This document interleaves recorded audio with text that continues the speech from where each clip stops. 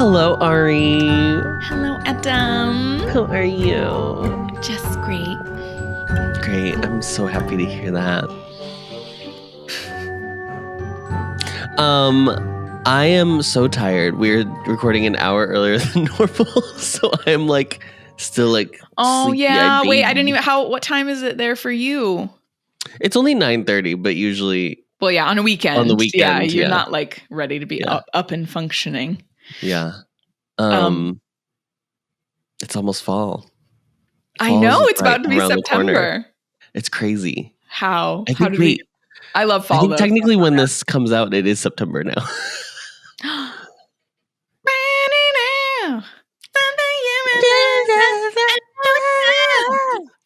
in September. That's the song we came into at our wedding. Do you remember? Like we came into the reception. The reception in September. Mm-hmm. Classic wedding song. September.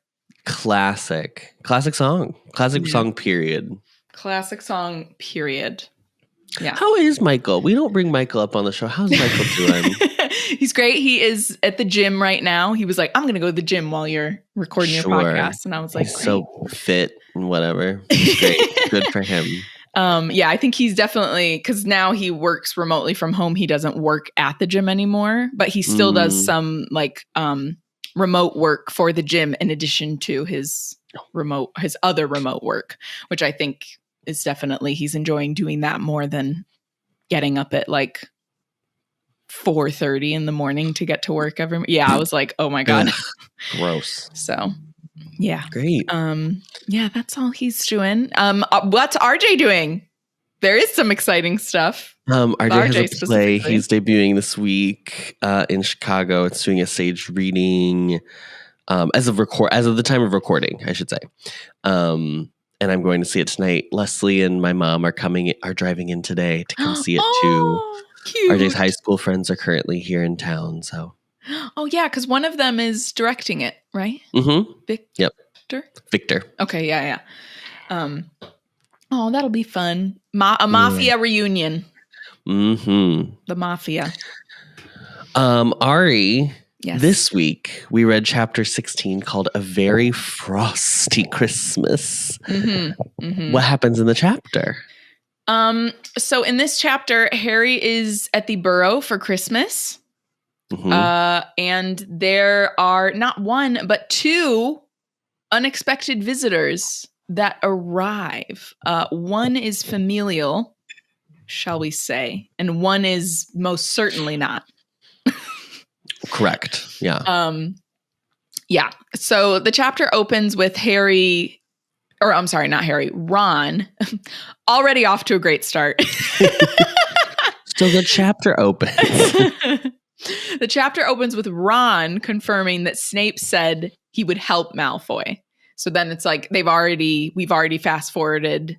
They've left Hogwarts. We've skipped over all of that. They are we're coming into the scene in media res. It's in the middle of the action. It's like one of those where she was just like, let's just skip through this. We don't need any of this saying goodbye, saying farewell. We don't even need the end of Slughorn's party. Let's just go. Which honestly, she does, but then we still go back to get a little bit of it. So it's yeah. The whole like she flashes revisiting back for what we missed. Yeah. Yeah. Do you know what? This doesn't bother me the way she does it. It's pretty quick. I hate when authors will do this thing where it's like there's a conversation happening in real time in the chapter, and then for like pages and pages and pages, there's like a flashback to something like a character's thing. Like in the moment, it's like 3 pages of this memory, and then all of a sudden they're just like right back into the conversation. I'm like, I'm sorry, I can't. It's too much. I don't know if that's just because I have like ADHD brain, but I'm like, I can't. It feels too weird for me. I'm like, you just took me out of this scene entirely. It's fine to have like a little bit. I would rather you just do an entire flashback chapter if you're going to do something like that. It's got to be like 2 paragraphs. Yes, at the most, right? The max. Thank you. Yeah, I'm just like, I've recently been doing a little writing, and I did that with Adam. It's been fan fiction. So? Writing is writing. Fan fiction of who? ZB1. Oh, okay, yeah. But I did that in a chapter where it was like in the middle of a scene and then he flashed back to like one moment. Yeah, previously. just give yourself. But it was like, I think it was just a paragraph, Ari. Don't worry. I was going to say, give yourself a limit. Be like, okay, 2 paragraphs max. It was quick. Yeah, if it's quick, it's fine. And you know who does that? I love her. Sarah J. Maas does that. And it's too much for me. I'm like, girl, I love you. I love you so much. Please don't do it for that long. Like, it's just too much. It's interesting. So Ron's like, you're sure he said that? And Harry's like, yeah, I'm definitely sure. And then they're like, just kind of talking more, obviously, because Ron is more experienced within the wizarding world and what these things mean. He's kind of clarifying with Harry. He's like, no, yeah, if you break an unbreakable vow, like you die.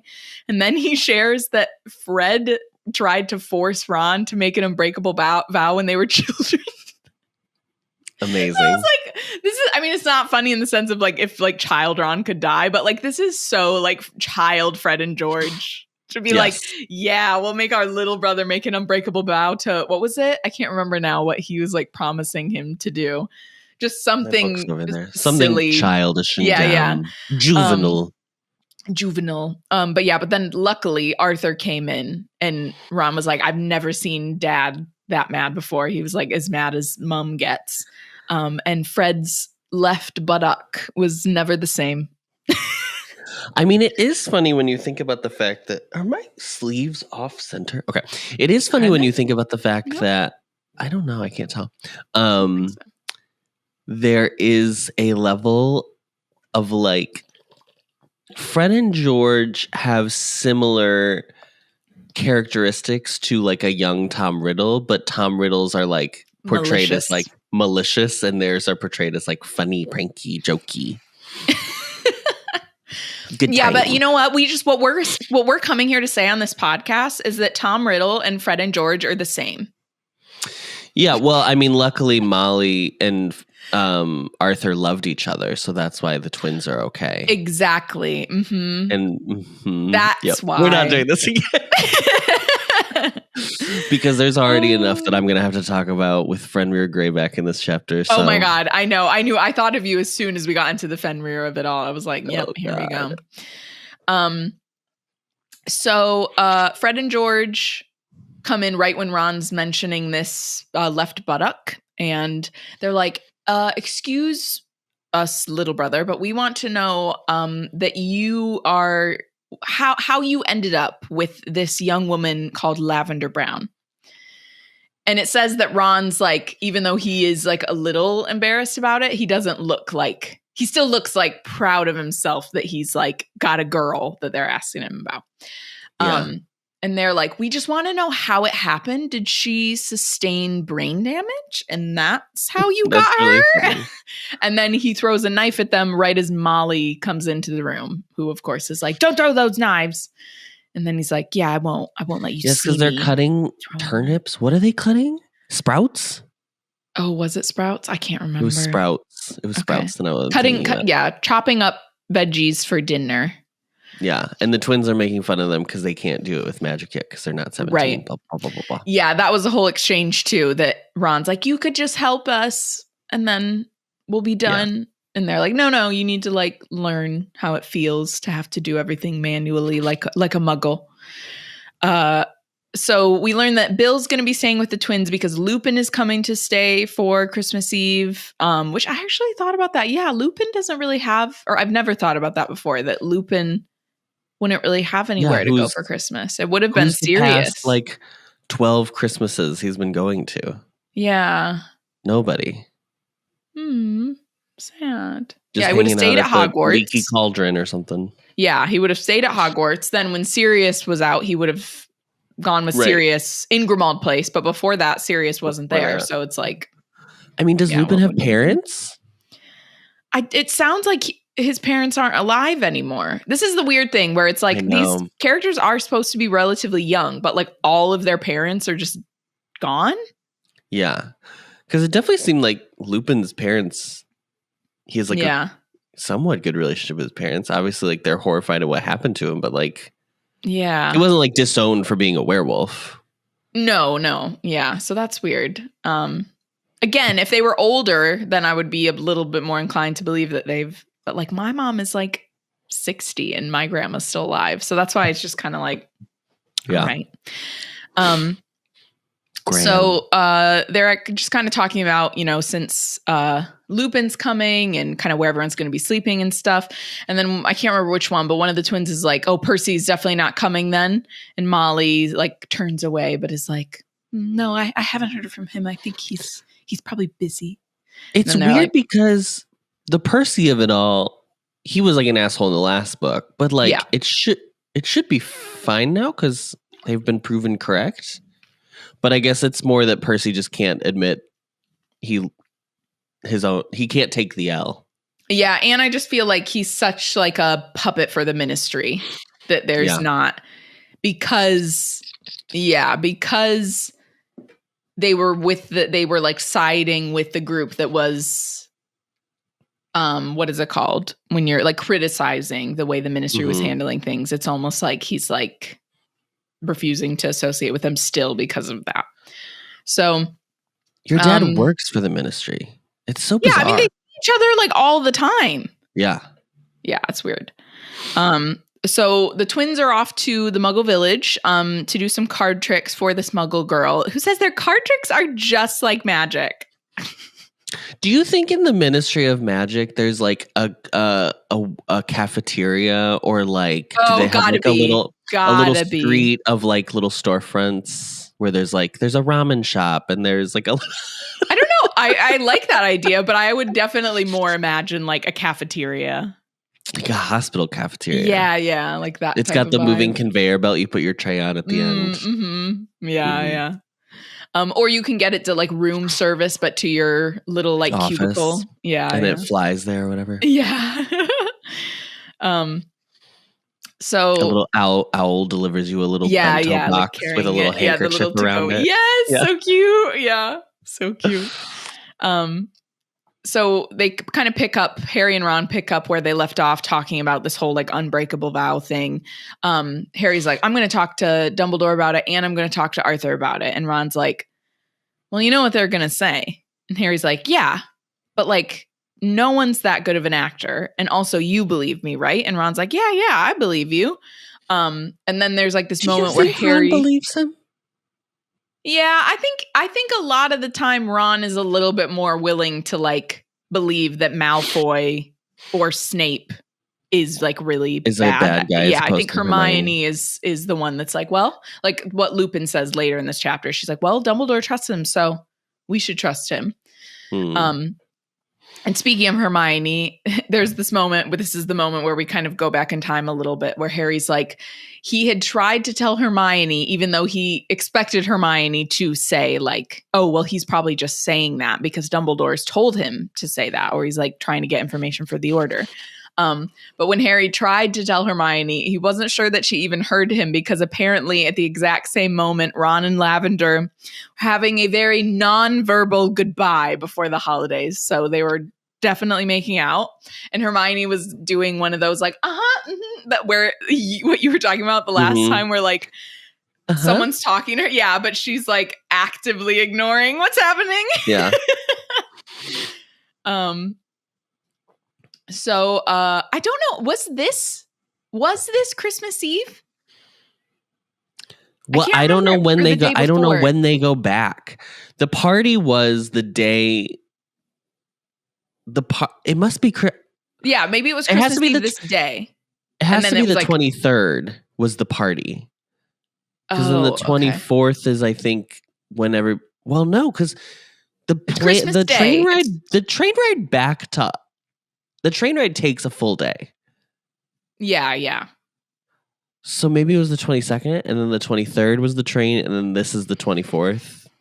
What I day? think they're having Christmas Eve dinner. Do we remember? Which is like, I don't know, girl. Yeah, I can't. It doesn't matter. It totally does not matter. But I'm just curious how long they have, because like we had like 2 weeks for Christmas break, didn't we? Maybe 2 weeks in like in regular school, and then like for college it was like almost a month. 4 to 6 weeks. Yeah. Unless you did an immersion. That's what at Milliken we had immersions you could come back early for. We had J term, so it was like a 3-week January. Yes. Yeah. Mm-hmm. Class, I think ours was like 1 week, 2 weeks, maybe. I can't remember.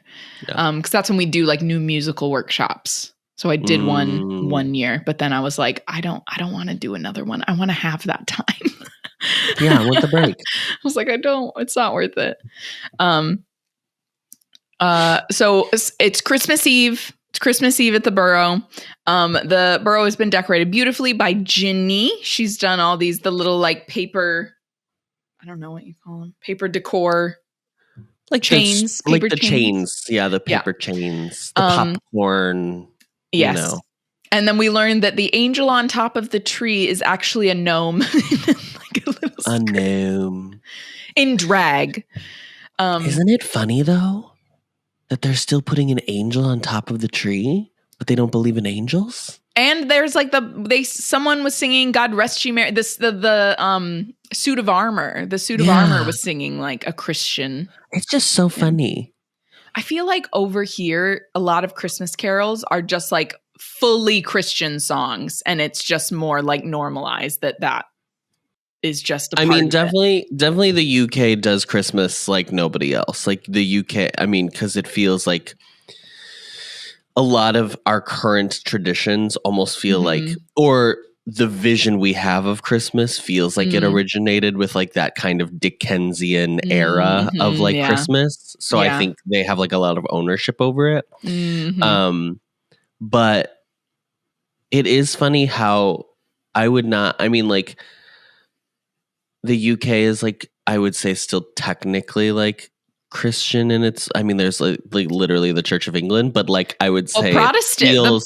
The religion of the Church of England is Protestant. So right. Yeah. But I would say it feels like more, even though they are doing the like Christmas carols that are religious, it does feel somehow like more secular, just in terms of like no one actually feels like it's like, oh, it's about Christ being born, but it's more just like the Christmas holiday and the end of the year. And yeah. I think there's a lot less like Michael's parents are both Catholic and go to Catholic school, but like are not do they go to Catholic school currently? Yes, they go to Catholic church. I'm sorry, not school. Sorry, Catholic church. They go to Catholic church every Sunday. Every Sunday they go to church. Like, so does RJ's mom. Yeah. So does my mom. I feel like is less surprising with like Filipino culture, isn't it? Yeah, that's like true. That's pretty normal. Philippines is the most Catholic nation on earth, technically. Yeah, exactly. So that's why I'm like, but I mean, for like a English woman and a Scottish man, that's kind of like, oh, yeah, going to church. Well, Scotland, Sunday. Yeah, very, very Catholic. But again, not like Mary. What I think of Catholics in America is very different than like a Catholic person you would meet over here. Or maybe it's just his parents are very liberal. Because typically you think Catholic, conservative. But I don't think it's not like that over here as much. In America, there's kind of like two camps. There's like the okay, let me say that. Let me rephrase. There's like the formerly normal Catholics, which were like still very service oriented. You went to church in your parish that was like close by, so you had like a really good sense of community. You did a lot for the community, blah blah blah blah blah. That's kind of like the Jesuit school like I went to. That was the energy. Now there's like trad Caths, traditional Catholics, who are like, Vatican II was wrong. We need to go back to doing like services in Latin. Like women shouldn't have any positions in the church. Have like fully reverted. Yeah. So that's like a fun thing going on. Because a lot of times with like, well, obviously we grew up in South Bend where it's like Notre Dame University and then like a million Catholic middle schools everywhere, like Christ the King, Corpus Christi, all the other ones that were like all around South Bend. And then obviously like huge Irish and Polish population in South Bend. Yeah. And is that why that there's so much Catholic so many Catholic schools? Because I'm like, I feel like I don't know if there's any other place that I knew of that had that many Catholic schools in one city. Like there were so many. Yeah, I mean, we had we had 3 Catholic colleges in our town. We have Notre Dame, St. Mary's, and Holy Cross. Yeah. And that's specifically Catholic. I mean, I always say it's very interesting when I was like in school learning about like American history and like how big of a deal it was that John F. Kennedy was the first Catholic president, because like people didn't trust Catholics, because growing up in South Bend, almost everyone everywhere. I knew was Catholic. That I was like, this is weird. Like I genuinely did not understand that. Yeah. Anyway, I digress. So Arthur. This has been Theology with Adam and Ari. Yeah, thanks for tuning in. Cut it all out. Harry, I don't want to talk about Catholicism on this podcast if we don't need to, so just cut it. Harry asks Arthur, what was the last thing? Okay, so it's Christmas Eve. They've kind of had their dinner. Molly is playing Celestina. Warbeck, she's singing her little Christmas carols. Me and Molly's favorite singer. Yeah. Or is it Christmas Carol? Hot, Strong Love? Maybe not. Maybe it's just a love song. I think it's just like, she just starts playing just jazzy love songs. Okay, yeah. But also, like, the idea that jazz exists is so. I don't know. Yeah.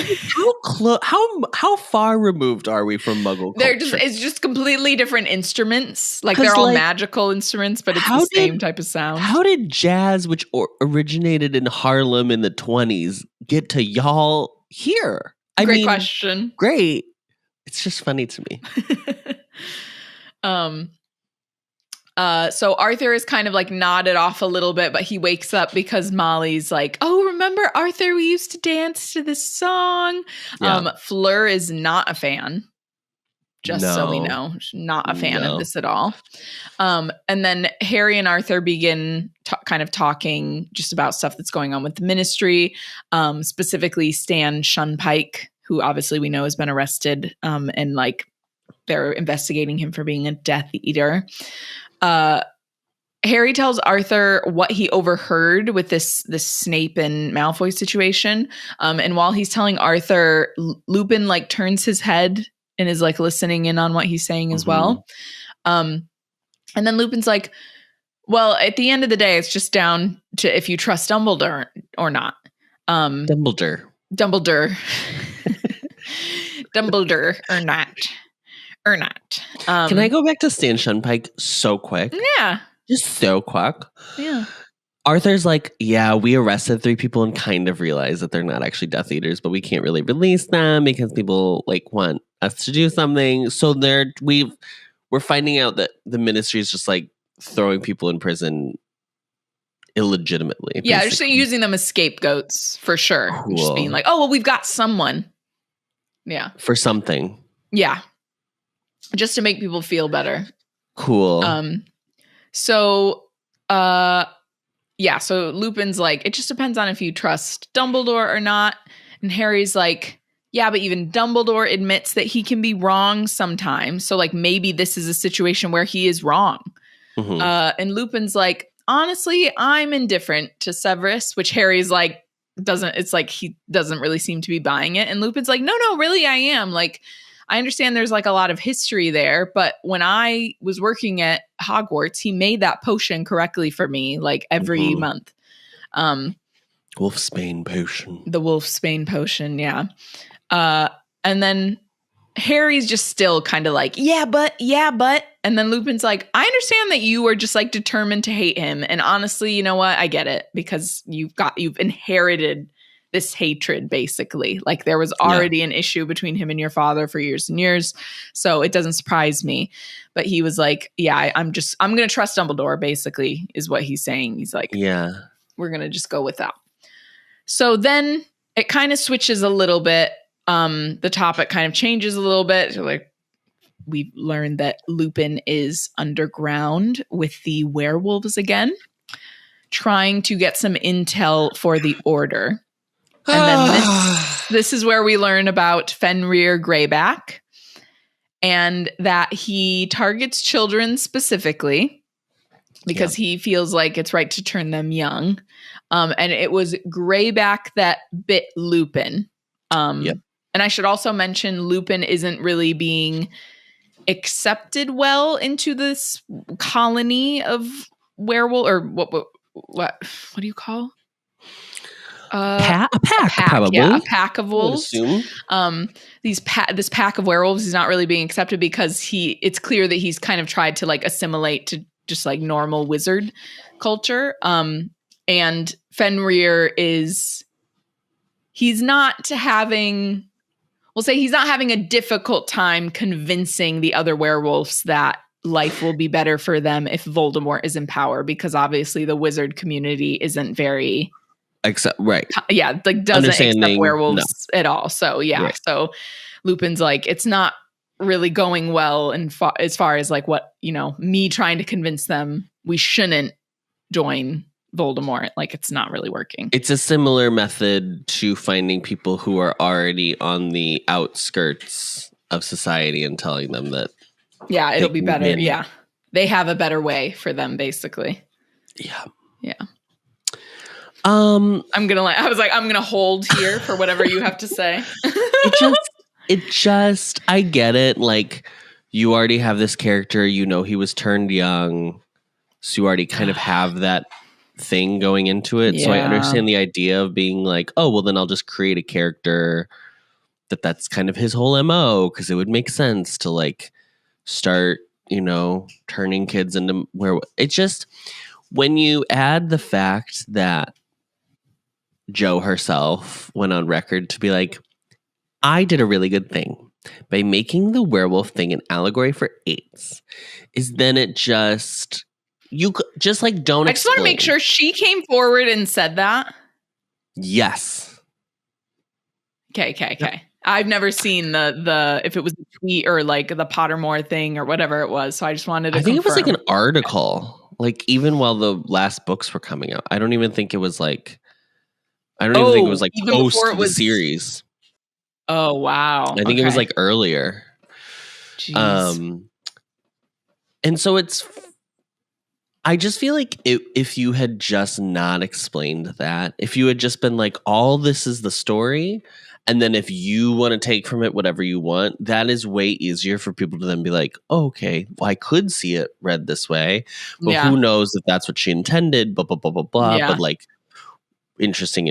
But now that it's like you defined it this way, now we have to like look at the whole picture. I am not implying that there is I really am genuinely not implying that she is insinuating something malicious about gay people. I genuinely do not think that she is insinuating that like gay people are predators, blah, blah, blah, blah, blah, or like AIDS is like equal to being gay, like, right. But it just, there's just like questions that you just have to ask and be like, well, does this work? Because blah, blah, blah, blah, blah. So that's it. It still is like insinuating AIDS.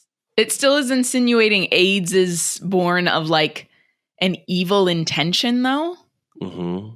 Do you know what I mean? So it's like, it's just icky either way. I don't think I know other people have compared the whole thing with Fenrir to like pedophilia.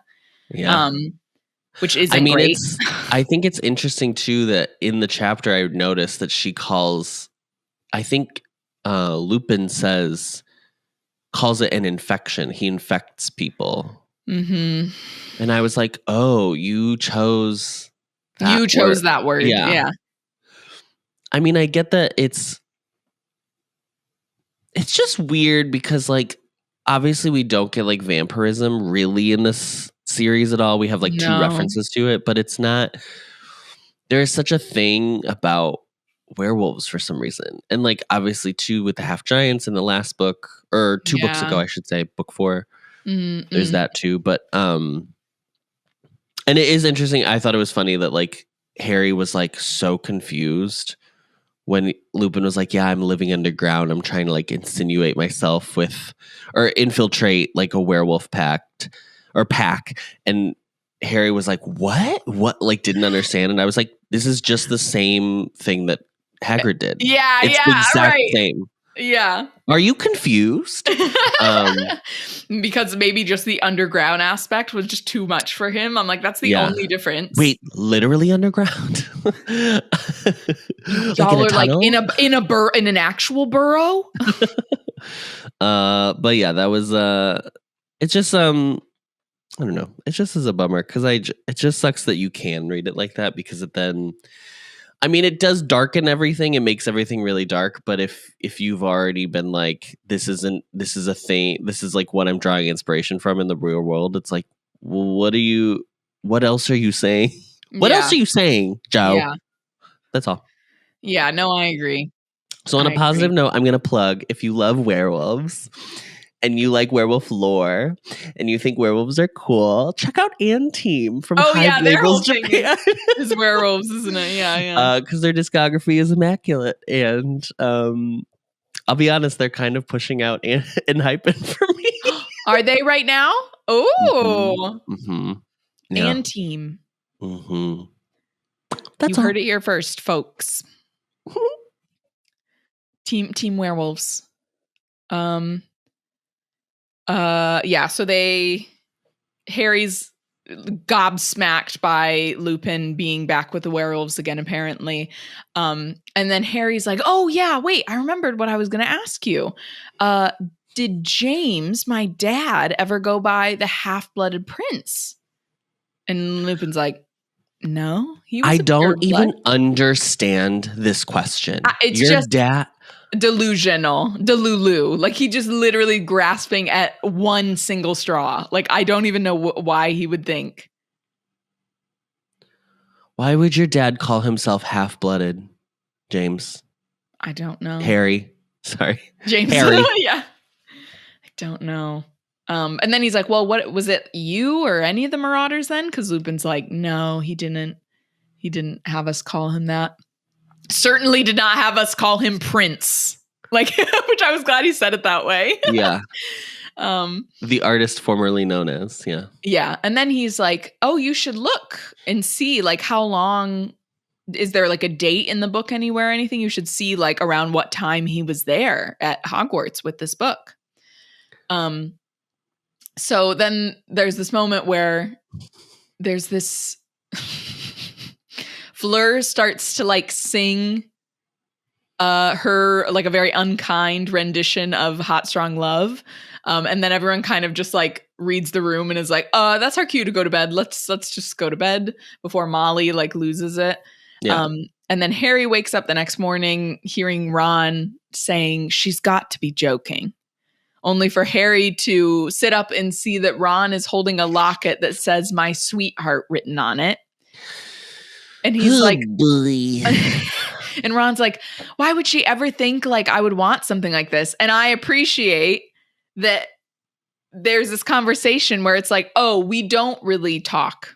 Mm-hmm. Exactly. Y'all don't even know each other. No. You do not know each other. But what we're finding out in this moment, Ron, is that Lavender actually sees like, or is invested in you and sees like some type of actual love connection. And you're clearly just like making out with her, which like, that's fine. I'm not saying there's anything wrong with that, but it's clear that like this person is more into you than you're into them. And so now we have to see, how are you going to handle this?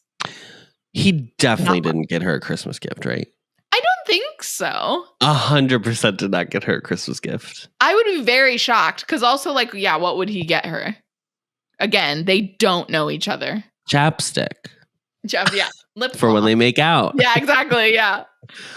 That he will then steal from her and use. Like, it's actually a gift for himself.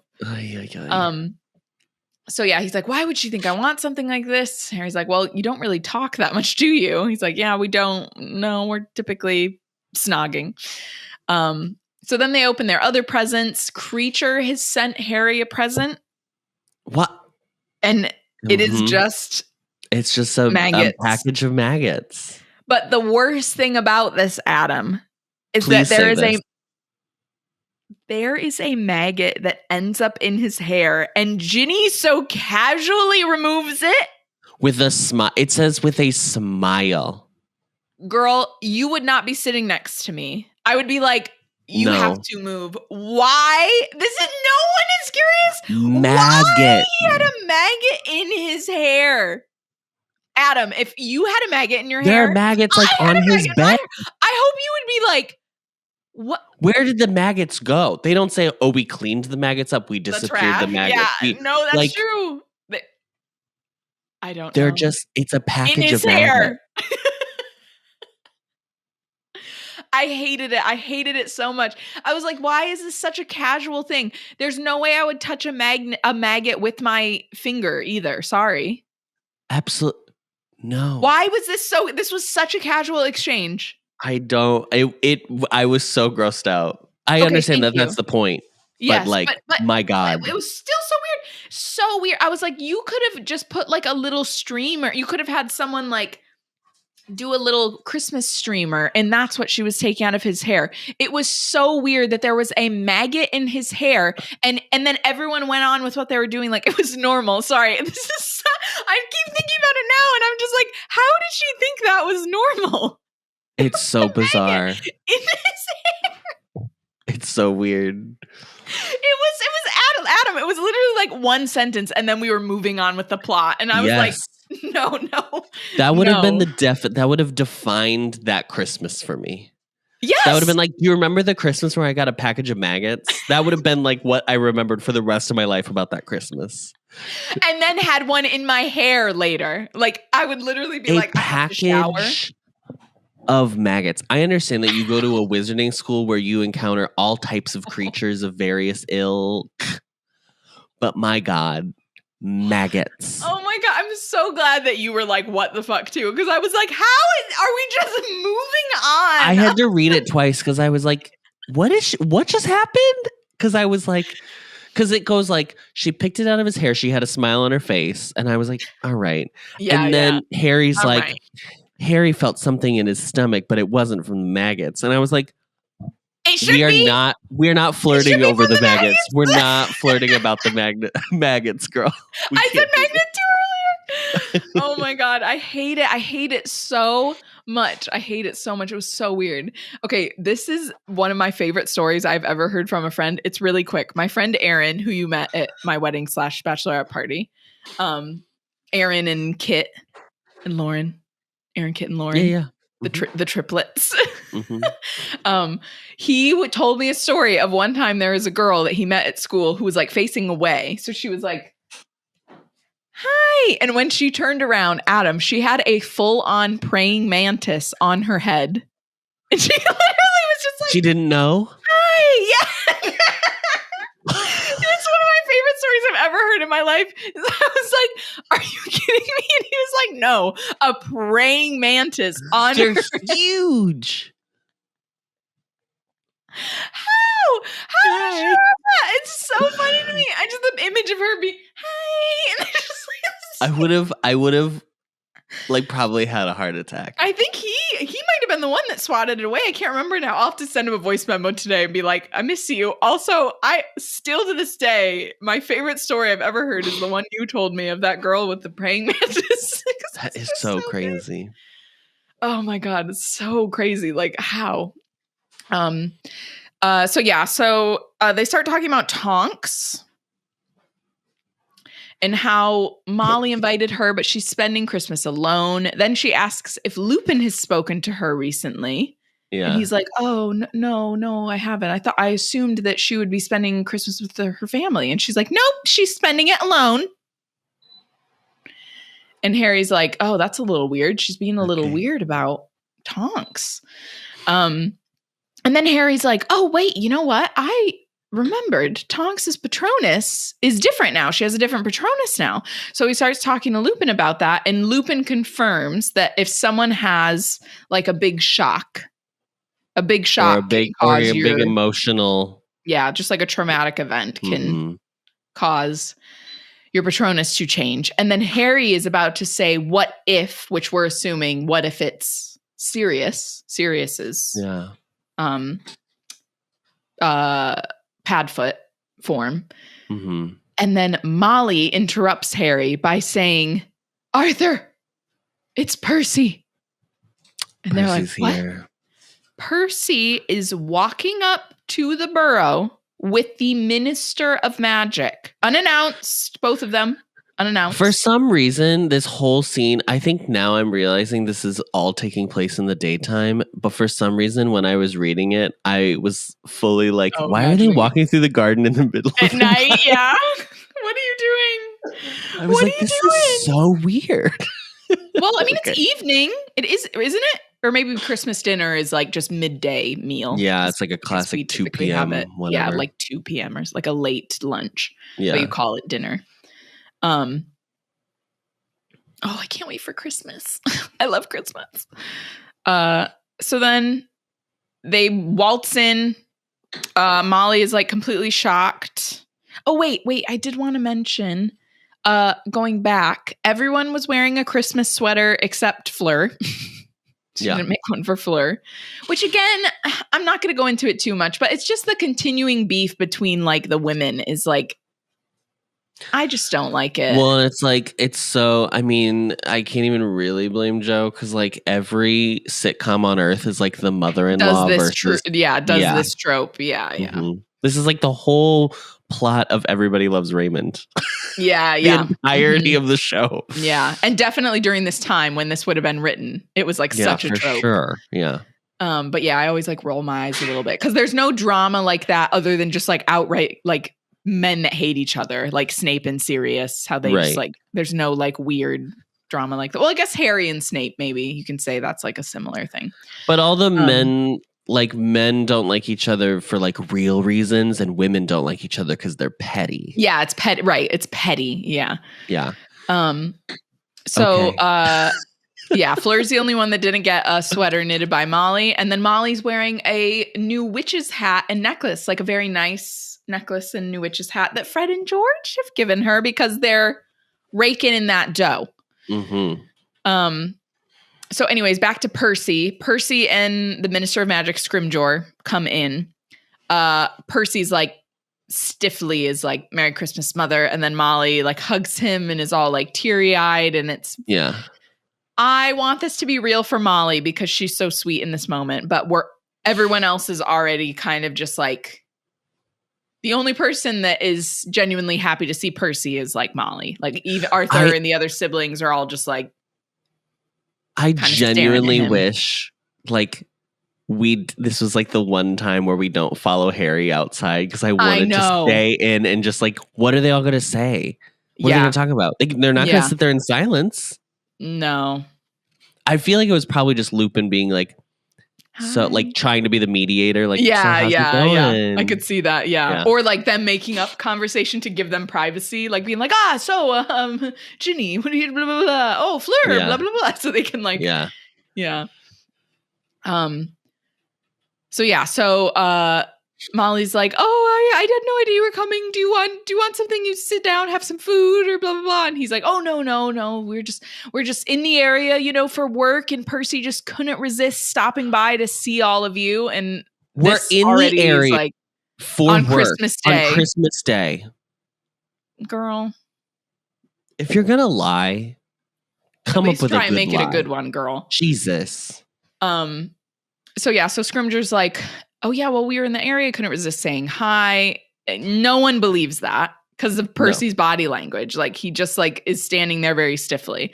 So Scrimgeour's like, well, I'll just, pop out to the garden, have a little look around. If someone can show me around. Oh, yeah, that young man seems to be finished with his plate. He can show me around. And then immediately, like, even though it was already an awkward vibe, the vibe changes, like, immensely in that moment because then everyone realizes like this was all a ruse to get Scrimgeour to talk to Harry.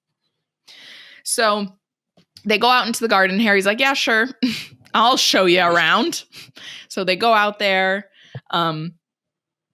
Excuse me. The minister shares that he's like, I've been wanting to meet you for a while, but Dumbledore's kind of, keeping you under lock and key. Yeah, he's just like keeping it under lock and key. Can't even get access to you. He's a minor. Yeah. Please be serious, sir. I'm glad Dumbledore's doing that, as like Harry doesn't have a guardian now in the magical world. Like That is what Dumbledore should be doing. Protecting you from like latching onto him. Freak. Then he also mentions the prophecy, and he's like, so has Dumbledore talked to you about, being the chosen one and the prophecy and all that kind of stuff? And he's like, yeah. At first, Harry's like trying to figure out if he's going to like admit it or not. And then he's like, yeah, it's better to, in his head, he's like, it's better to just tell the truth. So he's like, yeah, we've talked about that. And then Scrimgeour's like, oh, well, what does he say? And he's like, oh, that's between us. He's like, that's confidential. Yeah. It's above your pay grade, minister. That's on a need to know basis, and you don't need to know. And then Scrimgeour's like, oh yeah, no, fine. I mean, I like that she does make him. He's trying to be charming in the beginning, like he's really playing the it. The turn isn't until the end. Yeah. Yes, yeah, just being like, oh yeah, no, I totally get that, understandable. I only see President Snow, the guy who played President Snow. Oh my gosh, Snow. Yes, yeah, that vibe. Mm-hmm. Yeah. From my favorite book series, The Hunger Games. Oh, so good. Never read. I loved it. Oh, you've never read it? Oh, it's never read, so never good. seen. Never read, never seen. Really? Mm-hmm. I mean, I think the movies are great. You can tell like when you go in the order of them, like the budget got bigger, but I still think the first and second movies were like the best because it was just a bit more. I mean, they're in the actual arena for both of those books, where the next one is like kind of a whole different thing. But I would highly recommend. I never read Divergent, so Hunger Games was the only like post-apocalyptic yeah setting of a book that I read, and so yeah, that one's really good. Blah blah blah. Where was I? Oh yeah, Scrimgeour's like, oh yeah, no, that's fine if you want to keep that confidential. And he's like, I mean, really, at the end of the day, it doesn't really matter if you are the chosen one or not. It's just all about perception and just kind of, what we're presenting out to the world. And then he's like, I don't know how you feel, but I would assume maybe you feel some sense of responsibility to stand alongside the ministry. And like, it'd be really great if you could like pop in from time to time. You could talk to what is it? Not predecessor. When someone successor, my successor in the Orr office. You can have some chats with him. Because I know you want to be Dolores Umbridge. Yes.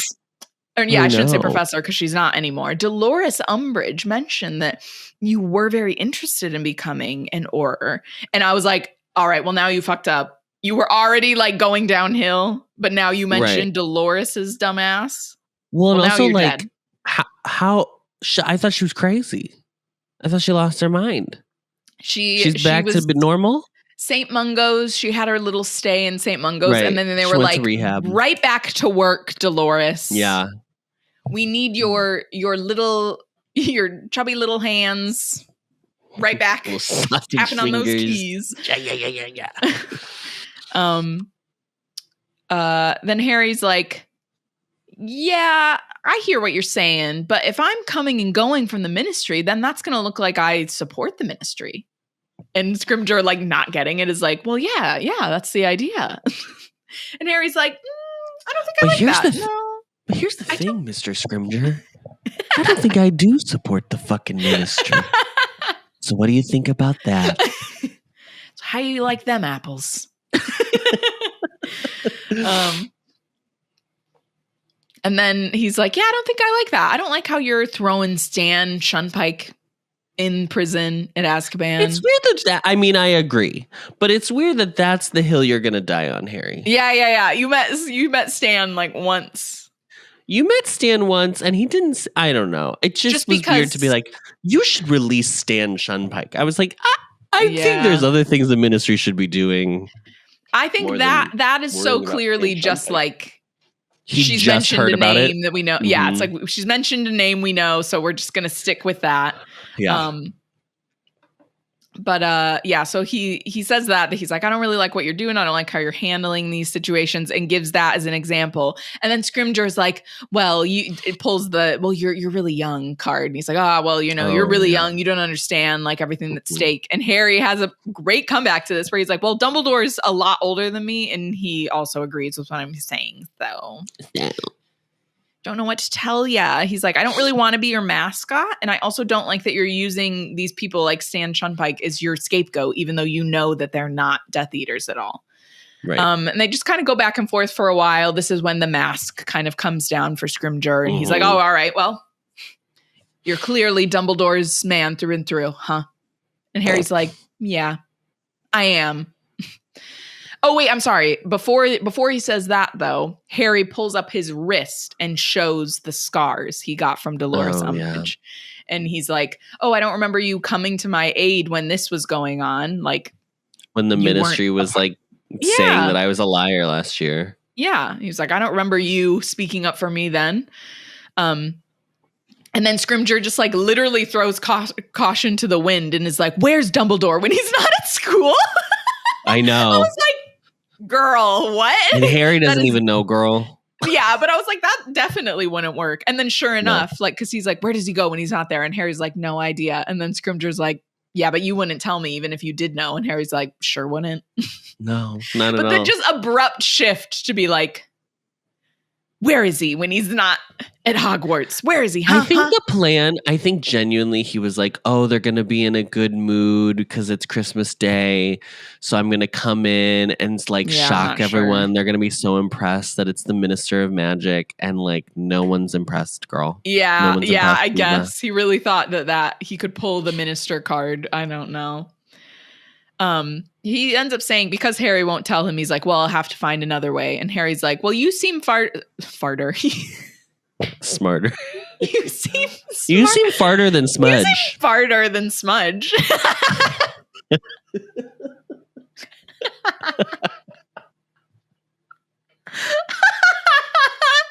You seem farter than Smudge. Sure does. Oh my gosh. He's like, you seem smarter than Fudge was, so I'd leave Dumbledore alone. Notice who still has their job and who's lost their job. Fudge is no longer minister. Dumbledore is still the headmaster of Hogwarts School of Witchcraft and Wizardry. And I said what I said. Mm-hmm. It's giving that. And so then, that's when Scrimgeour says, you're Dumbledore's man through and through, aren't you? And Harry's like, yeah, I am. And then he shantays away. Sashay shantays away. Yeah, that's it. And that's the end of the chapter. That's it. Not one of my favorite chapters in the book series, I'll be honest. But I mean, it's one of those where you're getting information just to know what's happening, like with Lupin. Harry's trying to feel out. We get confirmation that James isn't the prince, which none of us thought he was anyway. Trust me, no one thought that. And then, just the Ministry bullshit. We get a whole bit about Levicorpus was a really big popular jinx at the time. Oh, wait. Yeah, sorry. I forgot to mention that. That's why Harry thinks that's the reason. Sorry, that's what we skipped over. That's why Harry thinks the prince could be James, because he saw his dad using that spell in the memory, in the pensieve. Yeah. And Lupin's like, no, everyone was using that, so that doesn't mean it was James. Once people know, like I've seen Hermione use Alohomora. Does that mean she invented Alohomora? No, yes. Girl. Like what?